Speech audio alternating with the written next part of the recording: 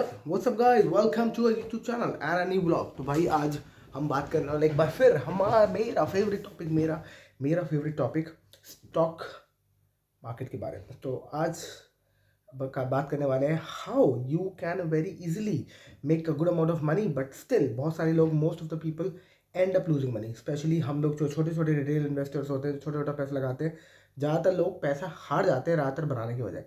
क्यों, इस ब्लॉग में बताने वाला हूँ। और इससे आपका क्या होने वाला है कि आपकी जो इन्वेस्टिंग है बहुत सिंपल हो जाएगी। Let's do it.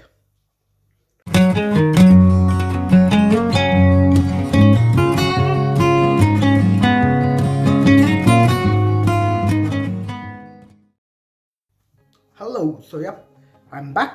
So brother, आज हम बात करने वाले हैं कि why 90% of the people end up losing money in stocks. You know why? Because of the simple reason, क्योंकि we love gambling. You know, or it's not about you, it's not about me. We are emotional people and we look at things with emotions. तो क्या होता है कि when we look at things with emotions, then our decisions are completely based on emotions. हम emotional होके सोचते हैं तो हमें क्या मिलता है उसमें इमोशंस की वजह से हमारे से हार्मोन्स काम कर रहे होते हैं, और हार्मोन्स के हिसाब से हम नाचते हैं, गाते हैं, हर चीज़ हम हार्मोन्स के हिसाब से करते हैं।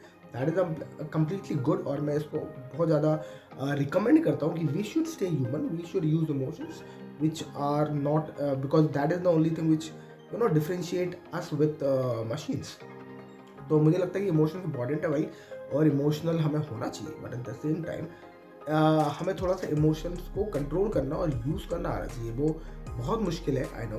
और सिर्फ people who are like into meditation और योगी और ये लोग ही अपने आप को, अपने नफ्स को कंट्रोल कर पाते हैं, यानी कि अपने इमोशंस को कंट्रोल कर पाते हैं, अपनी चाहतों को कंट्रोल कर पाते हैं। हाँ, तो अब मैं जो अब बात करने वाला हूँ वो बात करने वाला हूँ आपसे इस बारे में कि कैसे हम कर सकते हैं। तो आपको क्या है कि देखिए, बहुत सिंपल है, इन्वेस्टिंग को बहुत सिंपल रखना चाहिए हमें। स्पेशली क्या करना चाहिए, फॉर एग्जांपल हम खरीदते हैं, हम क्या खाते हैं, मैं खाता हूँ ब्रिटानिया की ब्रेड, राइट, इन इंडिया। तो क्या आप ब्रिटानिया का, आपको लगता है ब्रिटानिया की ब्रेड आपके बच्चे भी खाएंगे? क्या कहते हैं? अगर हाँ, तो वो सिंपल है, ब्रिटानिया का ब्रेड खरीदो और ब्रिटानिया का स्टॉक खरीदो। और जब ब्रिटानिया की ब्रेड आपके बच्चे खाने वाले हैं तो ब्रिटानिया का स्टॉक ऊपर जाने वाला है, क्योंकि उसकी कंजप्शन बढ़ेगी आगे चल के। That's it, keep it that simple, why to complicated so much, right. और दूसरा एक एग्जाम्पल लेते हैं, चलो किसका भी लेते हैं, ब्रिटानिया के अलावा कोलगेट। क्या लगता है आप कोलगेट, आप कोलगेट यूज़ करते हो टूथब्रश के लिए, टूथपेस्ट के लिए, सॉरी? और अगर हाँ, तो फिर आपके बच्चे भी करेंगे, आपको लगता है? अगर हाँ, तो बस खरीद डालो कोलगेट का टूथपेस्ट, क्या दिक्कत है इसमें?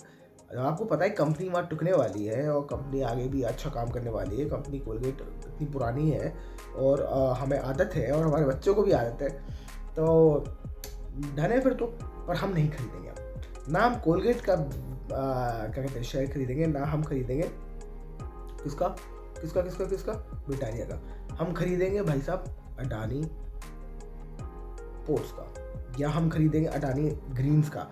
क्यों खरीदेंगे? क्योंकि वो ऊपर भाग रहा है ना स्पीड में, वो नीचे भाग रहा है स्पीड में। देखिए क्यों हम इस साले ट्रैप में फंस जाता है कि भैया बहुत तेज भागेगा स्टॉक, हम यार ये ले लेते हैं, वो बहुत तेज भाग गया, हम क्यों बहुत ज़्यादा गिर रहा है, हम उसको खरीद लेते हैं। क्यों होता है? क्योंकि भैया देखो, हम लोग, हमारी लाइफ ना जो ज़्यादा डोमिनेट करते हैं इमोशंस कहाँ से आते हैं? हार्मोन से। हार्मोन्स क्या होता है? टेस्टोस्टेरोन, एड्रेनलिन रश होता है ना। तो at the end of the day we are inside of our heart, we are gamblers, we like gambling, we love gambling, we love predicting. आप देखो, जब लोग जुआ खेलते हैं तो लोग प्रेडिक्ट करना बहुत पसंद करते हैं कि यार भाई ये जीतेगा नहीं, ये जीतेगा। हर तरह के जो प्रेडिक्शन वाला गेम है वो गैम्बलिंग है। तो हमें प्रेडिक्ट करना है कि यार ये भागेगा और हम ये शेयर खरीद लें।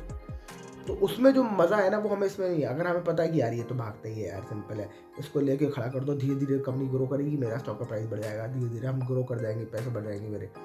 पर हम नहीं खरीदेंगे ऐसा। तो क्योंकि हमें मज़ा आता है प्रेडिक्ट करने में और गैम्बलिंग करने में कि यार ये भागा नहीं भागा, तो हम हमेशा उस स्टॉक्स में भागते हैं। देखना आप, जो थोड़े से स्टेबल नहीं होते, हम हमेशा उस स्टॉक में भागते हैं जो ऊपर नीचे भागते हैं, ऊपर जाएंगे फिर नीचे जाएंगे, वो बहुत ज़्यादा वॉलेटाइल होते हैं। हम हमेशा उन स्टॉक्स में कूदते हैं। तो अगर कोई न्यूज़ आ गई अडानी की, ओह भैया ले लो, अडानी की न्यूज़ आ गई बहुत बढ़िया, ऐसा आएगा, अब इसमें, अब इसके ये प्रोजेक्ट मिल गया है इसको, या इसको ये हो गया, हमें वो खरीदना है।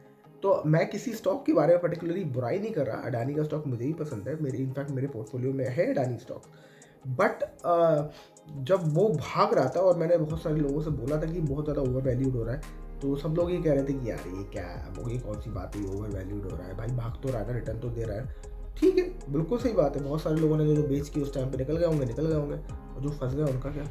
तो कोई भी चीज़, पहली बात तो बहुत इंपॉर्टेंट लेसन है स्टॉक मार्केट का जो मैंने सीखा है, कभी भी जैसे कि एक भागती हुई ट्रेन में और भागती हुई बस में ही बैठना चाहिए, ऐसे भागते हुए स्टॉक में नहीं चढ़ना चाहिए। और कभी भी मत खरीदो वो स्टॉक जो बहुत ज़्यादा तेज भाग रहे हैं। सिमिलरली जब स्टॉक बहुत ज़्यादा गिर रहा है स्पीड में, तो भाई साहब मत खरीदो, क्योंकि वो स्पीड में गिर रहा है।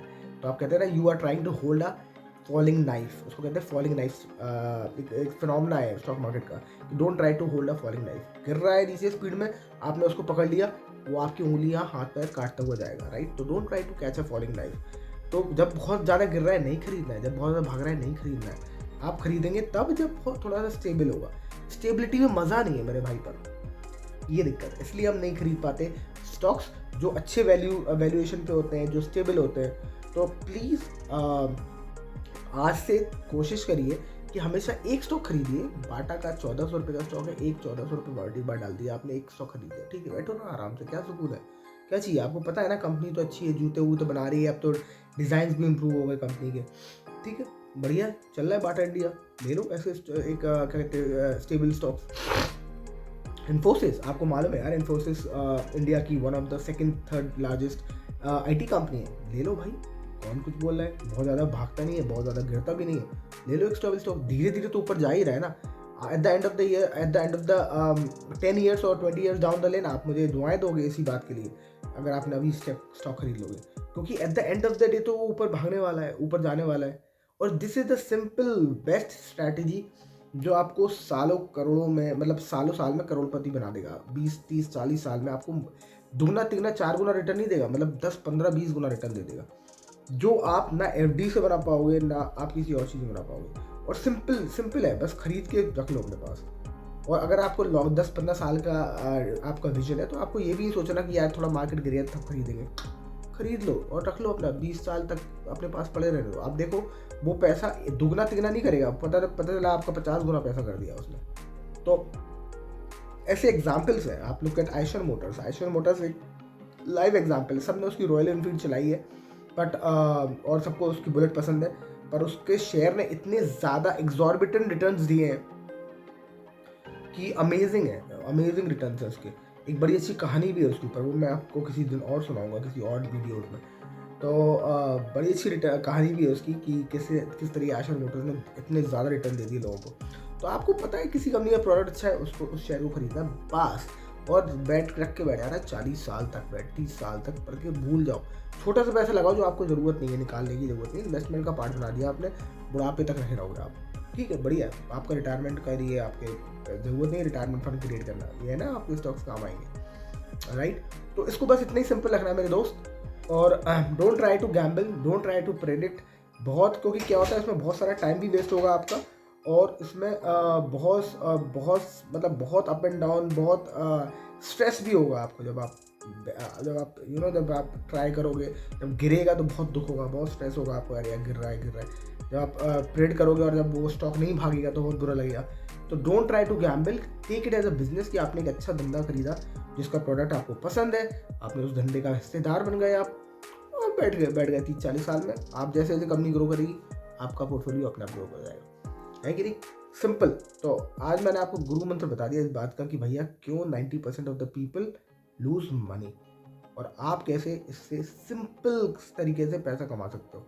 बस ये कि वो जो प्रेडिक्शन करने वाला जो मज़ा है वो आपको नहीं आने वाला है इस बात की, इस तरह की इन्वेस्टिंग में। पर अगर आपको वो इन्वेस्टिंग का भी मज़ा लेना है, आपको थोड़ा सा बहुत इसमें प्रेडिक्शन में भी मज़ा लेना है, तो आगे वीडियोस बने रहिएगा। मैं ऐसा भी कुछ बताने वाला हूँ, उसमें आपको थोड़ा सा उसमें मज़ा भी आएगा, थोड़ा सा प्रेडिक्ट भी करोगे, कैलकुलेटेड प्रेडिक्शन करेंगे हम, और आपको प्रॉफिट भी होगा और लॉस बहुत लिमिटेड होगा। So I think you like this vlog. If yes, please like, share and subscribe, and please put your comments in the comment section so I get to know कि आपको ये vlog पसंद आ रहे हैं about investment and about stock market. If yes, I will keep on putting more videos जिससे आपकी एक investment journey अभी से शुरू हो जाएगी. You have that time. मेरा तो मैं थोड़ा सा एज थोड़ी सी ऊपर हो गई है हालांकि, बट आपके पास अभी वक्त है. और आप, अगर मैं सोचता हूँ अगर आपकी एज पे मैंने इन्वेस्टमेंट स्टार्ट किया होता तो मैं तो भैया आज बिलियनर होता. खैर, anyways, that's it for this vlog. I'll see you in the next vlog. Thank you so much for watching. Bye bye.